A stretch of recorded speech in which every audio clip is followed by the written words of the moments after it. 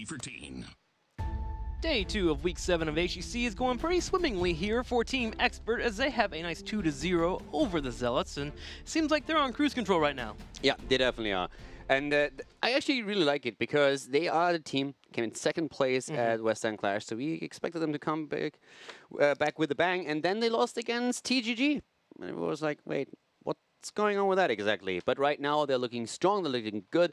Zealots, on the other hand, definitely improved from map 1 to map 2, so they have a shot of at least taking one map, maybe starting a comeback here as well, as we are going to head into our third map.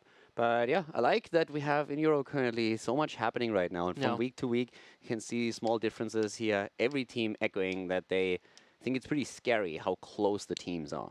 Gotta be on point to get your victories here. Game number 3 here. Which battleground are we going to between our teams? It'll be Towers of Doom. Team Expert with the pick. First pick going over to the Zealots. Yeah, first pick on the side of the Zealots. Wouldn't shock me to see again an early ETC.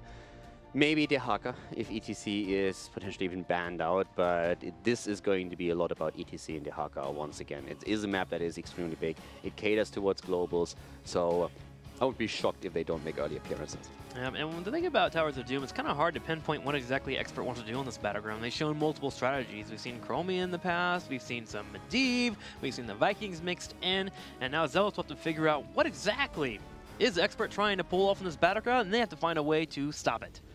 I mean, this is always the thing. Do you stop what your opponent does, or do you try to just get your own draft right? And with Team Expert, I think try and take some of their best combos and synergies away, but don't overthink it too much. A battle Medivh is already half the battle, in my opinion. You take a lot of good synergies that Expert had away from them, and then you can focus on your own draft and just make sure that you have a strong composition to play. Because especially in Heroes of the Storm, when it comes to drafting, you can really overthink things. Yeah, you really can here. Now, will the Zealots overthink what they pick up for their first pick? ETC or Dehaka, one of the two. For me personally, there is just absolutely no other pick at this point. But what about Probius? ETC gets picked up. Or, okay. I just really enjoy breaking your brain. I don't know what it is. It's gotten to a point now where you actually take what I say into consideration for like 2 seconds, and then you just see your body just completely fall apart. Which is usually not shown on camera because that's at the beginning, and it was just like sitting, oh. Okay, so Dehaka as a counter immediately being taken, and Abathar together with Dehaka already. At this point, I mean, I feel a little bit bad to go still on about ETC and Dehaka, but guys, it's a bit of a new thing. A lot of other regions haven't really picked up on it yet. And I have to come back to that one thing that you told me. I'm not going to drop the player's name. But apparently, you had a talk with one of the North American players, and he was talking at some point, you know what? We're actually going, what I think is really strong right now, I think we're going to... I think ETC is... We bring ETC back. I think he's really a sleeper. He's good. And Tim was just looking at him. Have you not watched Europe for the last 2 weeks? Have you watched Europe at all? They pick him all the time. He's like, really? He's starting to catch on in Hero League in North America, though. I'm starting to see him picked up here and there. Like, ETC is starting to come around. He's a strong pickup, man. But, I mean, with that background, let me just, like, run you quickly as we see Greymane being picked here. Run through ETC and Dehaka. Now, ETC can be a main tank, but he can also now be the off tank. So if you tune in a bit later, if you haven't really picked up on it yet, if you come from a different region, you might not have seen it and wonder why those two are mentioned by us so often. So Dehaka, of course, with the global, adds the side soak. You get lane push going, you can pressure keeps and forts, you get experience for your team that ideally leads to a talent lead before you enter a fight. And also, if someone else mirrors you on the lane, then you can burrow with a global down to the team fight and put it into an advantageous position for your team. ETC negates a lot of it, because right now, if you play ETC as the offlaner, which with Anubarak being picked up now, we could actually see, what you're trying to do is, after level 7, when you have Echo Paddle, you all of a sudden have Wave Clear available to you that can mirror Dehaka to a big extent. And you also have options of pushing Dehaka out of creep waves so that he doesn't get as much Wave Clear as he normally does. So you just basically annoy the hell out of him on lane. And you can also, if not win the lane, then you're not losing it. And if you play perfectly and he misses a few drags, you're actually outright winning the lane against him after level 7. And then when 10 comes in and you go for a stage dive, all of a sudden you have a global and you can mirror his movements completely. That's why ETC is so incredibly high right now and is usually played as a counterpart to the Haka, or you play with the Haka, which gives you all of a sudden if you wanted 2 globals, or you have on the main tank a mosh pit in addition to that. And that's what we've seen Dignitas, for example, use with amazing results just yesterday. And this is why these two are so important right now in the European meta. And I like what Zealots are doing because they're trying to match the Haka right now. They grabbed a second tank. They didn't have a second tank in the last matchup, which made ETC become the main tank in force fights, which is easier to pick off here. I think when you run a double tank composition, you're able to master the Haka and you get the engages that you want. Anubarak being the solo tank for Zealots is going to allow for them to be in a spot where at least they're on even footing against Team Expert and not getting handled in the macro play that we saw in Game 1 and Game number 2. Exactly. Macro style is incredibly important. And of course, what Expert has on top of the Haka is also Abathur. So what we're going to see is Abathur always burrowing to the top lane if the Haka starts to move down to soak that extra experience. Or if not using his body, then at least trying to move in with a Symbiote to make sure that he catches the experience there. So there's a few ways how they can play it. We're still early in the draft at this point, but now we have Zealots reacting also, with the ban on Genji. We have Uther being banned out. And the ban on Uther is, I mean, that has, for example, several reasons. The first reason is Team Expert has now the next pick, so they can choose whatever healer they want and already limited the support pool for the Zealots. They go into Rhaegar as he has massive value these days and is picked even more. Most of the other healers have seen slight nerfs. But also, they negate the potential combo with Mosh Pit and Divine Shield. So we've talked a lot about the benefits of Stage Dive and why Stage Dive is such a great tool, especially if you're mirroring the Haka. But if you have an Uther plus ETC, there's still this death ult combo where you have a good Mosh Pit that can't be interrupted because Uther simply dropped the Divine Shield. Another combo that was highlighted in yesterday's games quite heavily. We've seen that from a Bakery and JPL used to great value a few times. So that's another factor that factors in towards the Uther ban. I'm kind of curious what we're going to get here from Team Expert. They're going to need an engage tank for their 5th pickup because of them having the Haka on the Abathur here, and they're hoping to blow up someone, it looks like. So Zealots need to consider what can they handle here, what can they pick up to make sure that blow up isn't as effective, and they can at least mitigate it and then stop the re-engage back in. I mean, Zealots already have a lot of potential for blow up as well. They could, I mean, they have already one stun with ETC. They have another stun combo on the side of Anubarak. They have Greymane. Falstad is being picked. So there's a lot of globals all of a sudden available. Yeah. Now they have 2 potential globals if they go into stage dive. So they have a few options of how they can deal with the Haka. They don't even have to single in on ETC. They could still do that if they wanted to, but it's also a question what build is Falstad going to go for, since we have seen a lot more mage stat these days where you try to simply get that burst in. And if you, for example, if your thought process is, hey, we're going to get ETC with a power slide or a Nubarak with a stun, Greymane uses Cursed Bullet, then you normally want to go into Gathering Storm on Falstad just so that you can get that extra burst in over the auto attack increased damage. I like Falstad too, just for the Mighty Gus, as Team Experts ping in that engage tank soon for their 5th pick here. And now they can just stop that from happening, which allows for them to go ahead and soak on the map here with that ETC and that Falstad, and make sure they stay on even footing. With Team Expert, they were hoping to get a couple of kills on the early side, get that hard engage, and then have the Haka and Abathur just kind of really push them through the game. I'm wondering what they're picking right now. Diablo or Varian? I would have even said you could go into Janna here, because the one hero that I expect they're not going to... Arthas, okay. Okay. Didn't really expect Arthas to be seen. I really think that Arthas might have some trouble with the lack of mobility that they're having here, because one of the problems that we could definitely see is that if Falstad goes for a burst build and Greymane goes into Cursed Bullet, that Arthas is going to take a lot of damage here at the start. And I'm actually thinking about what kind of build on Falstad I would even prefer here. I think it's really a toss-up of what you are trying to do. Oftentimes when you're looking at what your opponent is playing, there's one build that really stands out to you, where you're saying, okay, with a full mage set build, I get more value here. Yeah. Or where you're saying, hey, with auto attacks and the Seasoned Marksman and the Giant Killer on 13, I have more pressure against my opponent's front line. And this is actually one of the setups where you can make good arguments for both cases. You will get significant damage with Falstad if you go for an auto attack build, but if your combo is more so leaning towards I want to blow someone up real quickly with Cursed Bullet engage after stun, then Falstad with a good hit on Gathering Storm would be even better. So both really works for them here. I could have seen Johanna being played for them right now, using the blind and trying to utilize that, having the wave clear too. But again, Arthas is also good to control the auto attacks of Greymane a little bit. But I like the drafts. Lucio also, great chase potential. That helps. He has seen a few buffs, has more healing, has more hit points now since the last patch. So it's cool that Lucio is actually making it back. I hate to admit it, but I missed the guy a little bit. You miss Lucio a little bit? He just a little bit. Man, that music's too good. Yeah. All right, guys. Game 3. Towers of Doom here. Can Zealots and their composition shut down Expert? Will Expert get the clean 3-0 today? Let's go ahead and find out. Game number 3, the Towers of Doom Grand Paquete on good old Lucio with Poik now for Team Zealots playing Greymane. Mopsio this time on a Nuburak, which already answers who's going to play ETC. It's Zarmany, and Shad is rocking the bird. On the right side in the red, it's going to be a Thorough playing Dehaka, ADRD on Abathur, Bad Benny playing Arthas, Curson on Rhaegar, and Nick on Li Ming. Now, here's where I do think Arthas is an okay pick here. The double Arthas play, the ultimate evolution, having a drag that comes in from a Dehaka and the two Arthas being on that front line can be a nuisance enough to stop the Greymane and, of course, the ETC, even the Anubrak if he uses Burrow Charge. Main concern, though, the Mighty Gus from Falstad. It's a really good point that you bring up, though. Copy targets. Who do you use for that? And having a double Arthas is definitely preferential to taking the double Johanna here, for example. So, with that in mind, Arthas is actually quite strong. The copy is definitely a very good argument for him to be made.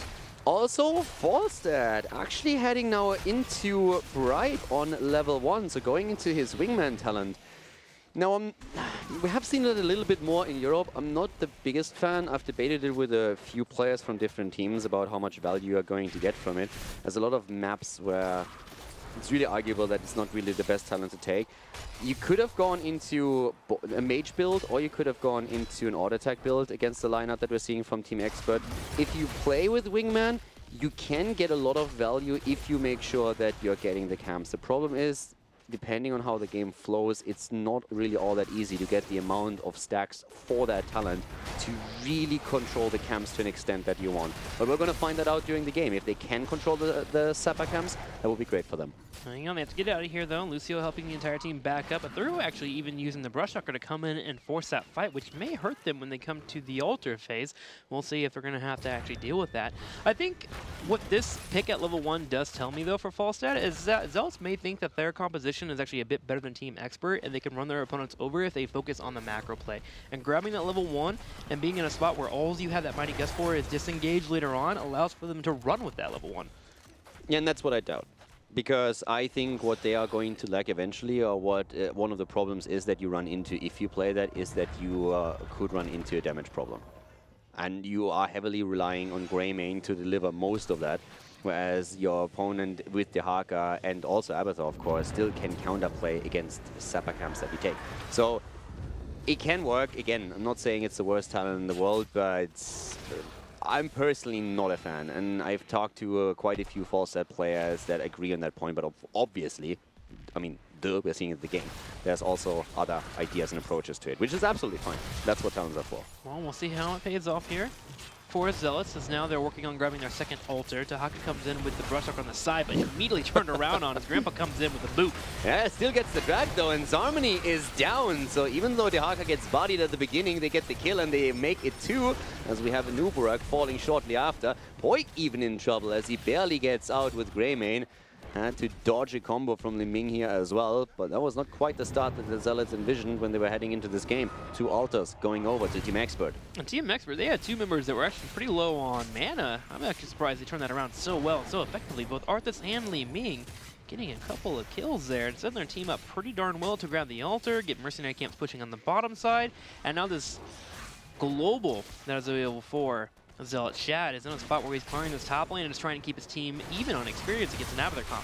Yeah, also 1 camp taken at the bot lane, starting to push through. Rhaegar took that solo. And as we are seeing him pushing in, we have other players getting into position here for a potential flank. The lockdown against Mopsio. Good damage from Nick. Mopsio not falling, but there's a lot of free damage that was pushed in, and the Zappers are moving through immediately, making sure that they're getting the wall opened up. Wall has been opened up, and Bad Benny in a solid spot here.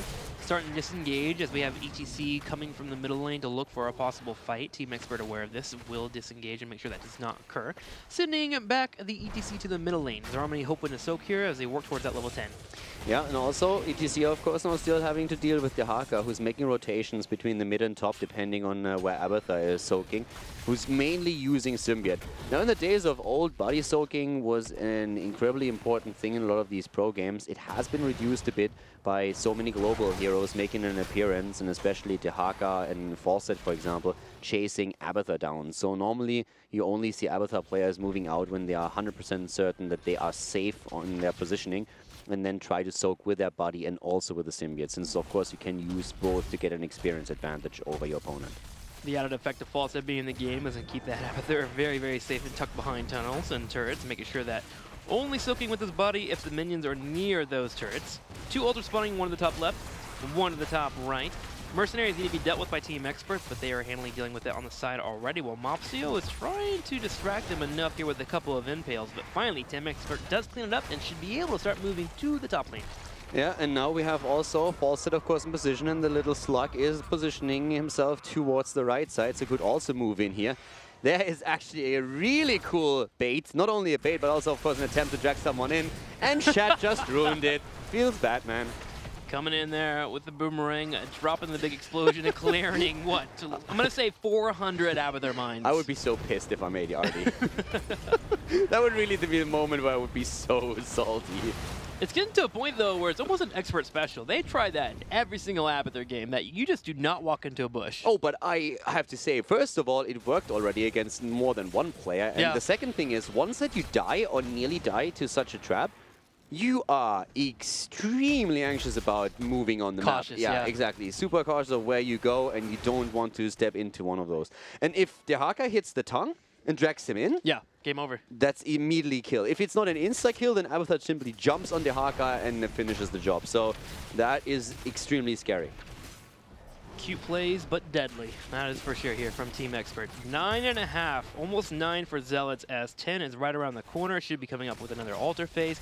Team Expert will be looking to open up the map with mercenary camps. At this point, when it's about 9.5 and you're a little bit behind your opponents, you just try to make a play for the mercenary camps, try to take away things that they can't get with an advantage with their 10. But Zealots right now, just having to hold this bottom lane so much, is in a spot where they might not be able to do that. Yeah, up to the top lane, we saw Shat for the first time now utilizing his level 1 talent for a camp. Didn't get too much value, 2 of them connected. And Zero together with ADR nearly taking down Shat here and still moving in. So Zarmani being a bit of a nuisance here, trying to annoy him and push him back. But once again, another trap has been laid on the map. So yeah, ADR is just continuing to drop these. That's actually the one talent where he went into Toxicness, just making sure that he has the cooldown reduction for the Toxicness and the additional charges. That's the one talent where he says, okay, with this I can do so much. And unfortunately for him, there's no bottom spawn on the altar. Best part about that, too, is it makes it harder for Zealots to chase Team Expert. Again, watching out for the bushes. If they ever run to a bush, you have to think once or twice, do I go in? Do I risk going for that fight? One altar spawning in the middle. Both teams will be at level 10. ETC has yet to pick his heroic, but assuming with him being in the top lane, it will be Stage Dive, and there it is. Yeah, Stage Dive has now been taken, and we have the fight for the altar itself. Greymane dangerously close actually to those toxic nests, but not moving into them. And in the meantime, we're seeing everyone trying to create some space for Curson. Mopsio is in. Here comes the stage dive copy being used. It's the double Rhaegar play here.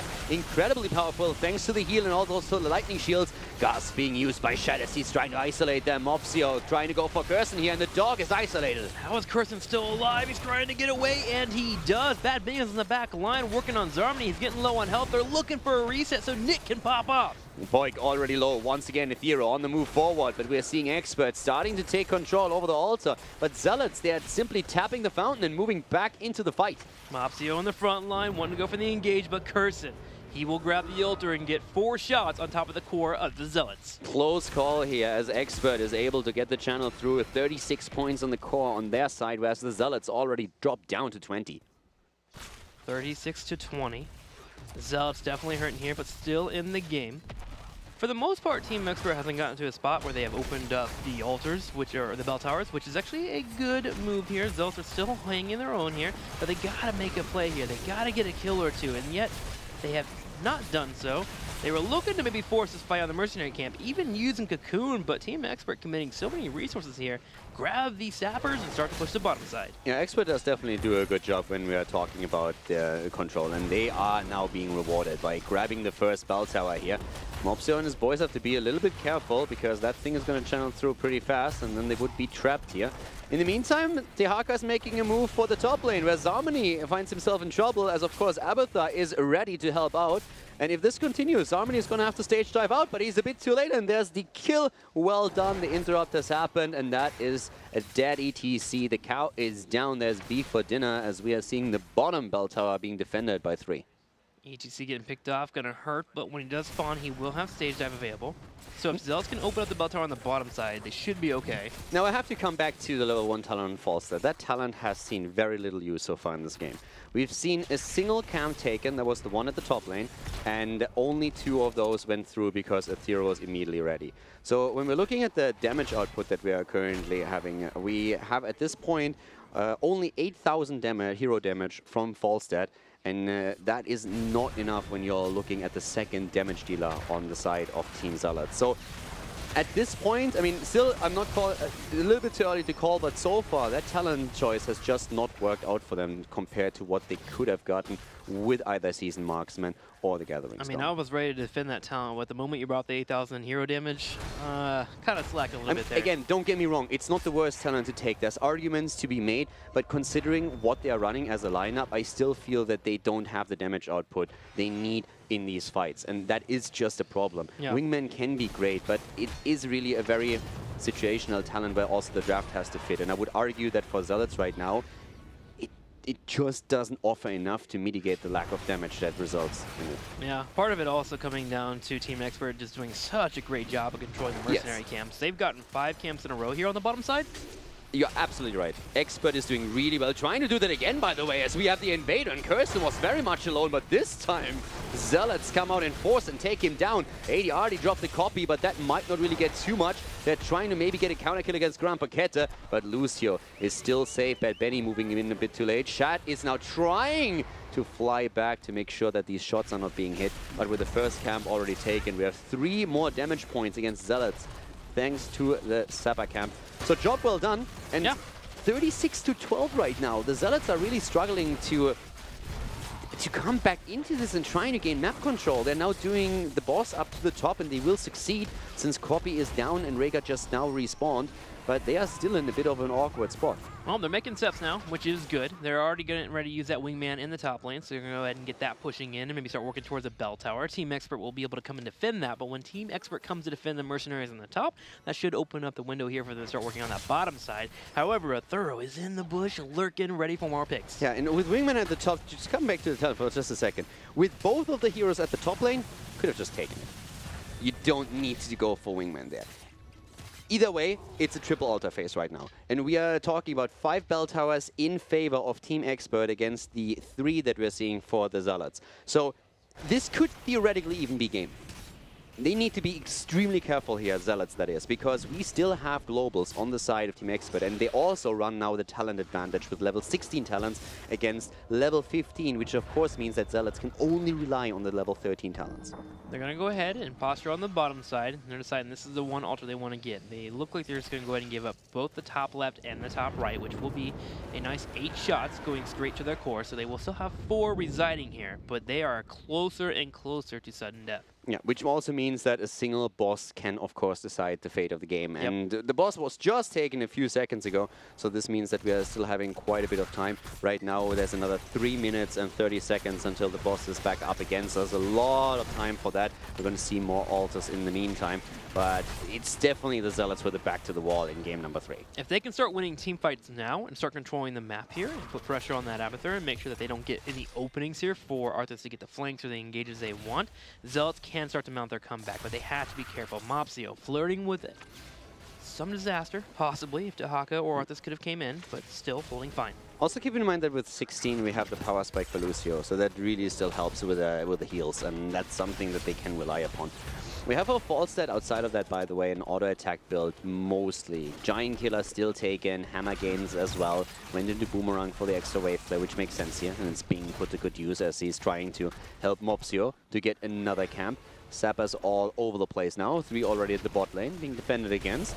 As we're seeing Team Expert play this a little bit slow. And Zealots have actually taken over the lead in experience for now. Yeah, and the positioning on the map too. They're actually on their opponent's side of the battleground. They're trying to force things. They understand that they're in a spot where they have to make plays here or they're going to start to fall behind. Bad Bunny takes some pressure here on the Arthas. Stage dive from behind. So this is going to be a 5v3 until the clone comes in. There's the clone, but here's the Dahaka, and Falstad is deleted.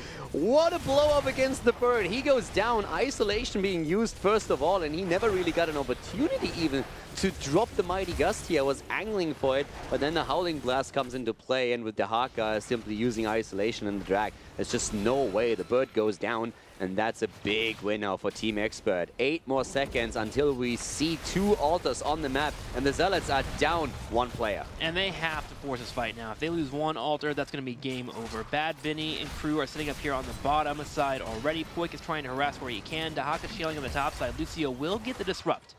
Yeah, once again, trying to go for the channel here, splitting on the map. We're having also Bad Bunny with Abathar now just being such a huge force at the front line. Arthas is doing work in this case, but we have now Falstad back, and he can try and fly in. Cocoon already used. Mopsio is incredibly low.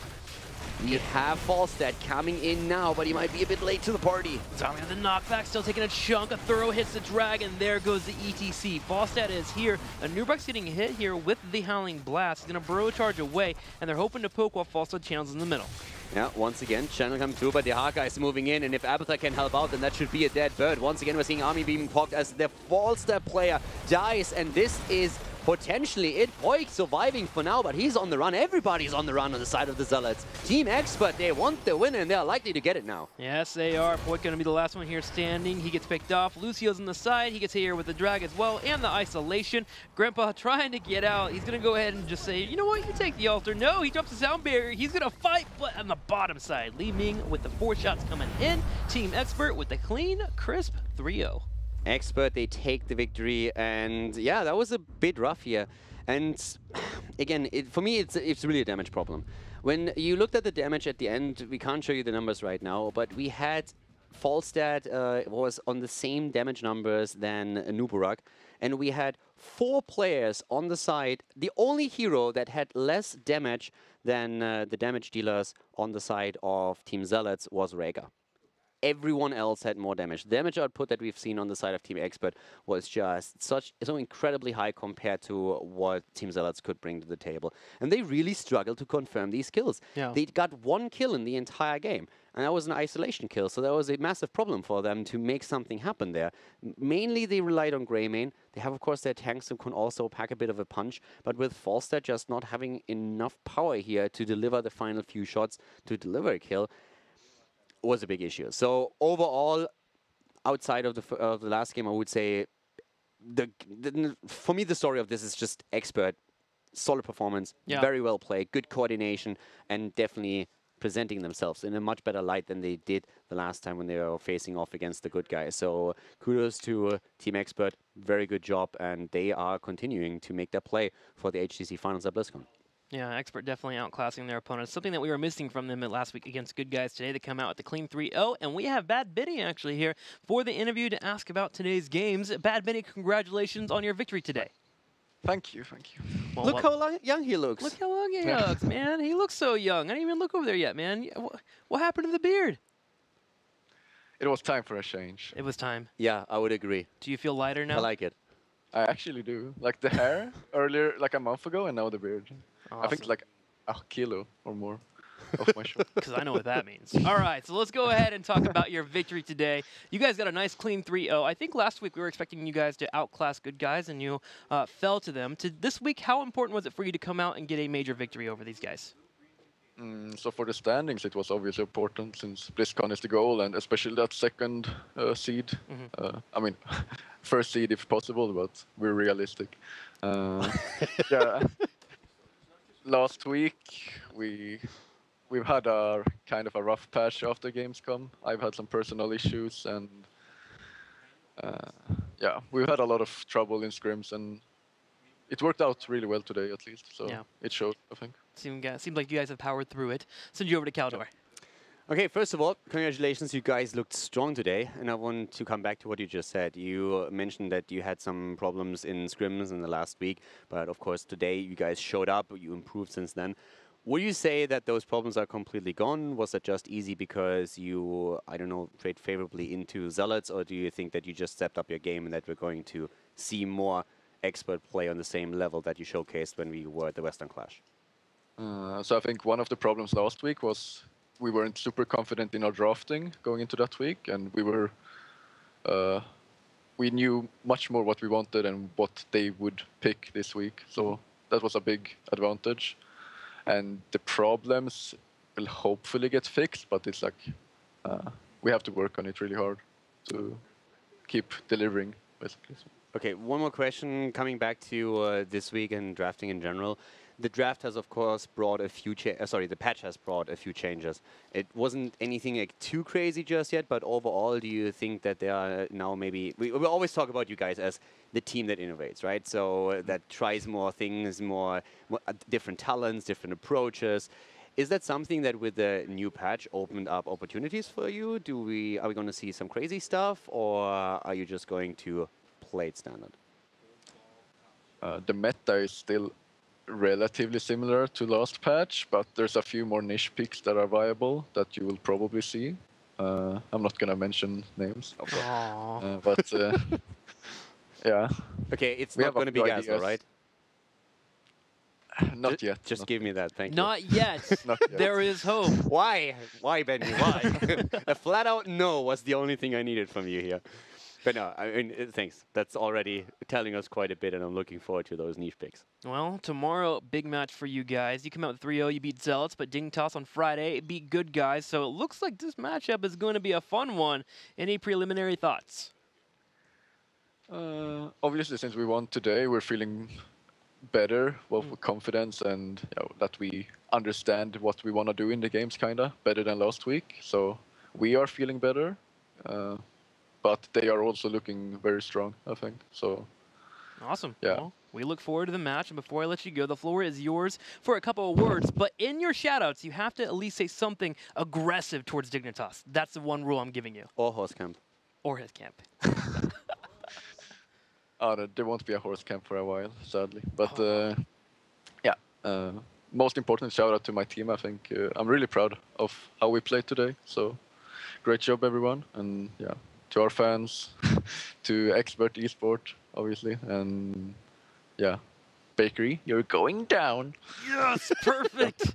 Bad Benny says to Bakery, you're going down. Tomorrow will be a great match as Dignitas and Expert will be facing off. Congratulations to their victory today. A nice match, a nice clean 3-0 over the Zealots, but tomorrow is where it's really going to matter, man. A big matchup between those two. Yep. Yep. It's true. I'm looking forward to it. It's going to be good, especially with how Expert presented themselves today. Well, before we get to that matchup, we have another one coming your way next, as we'll be having Team Good Guys facing off against the Playing Ducks. But first, a commercial break. This is the HGC.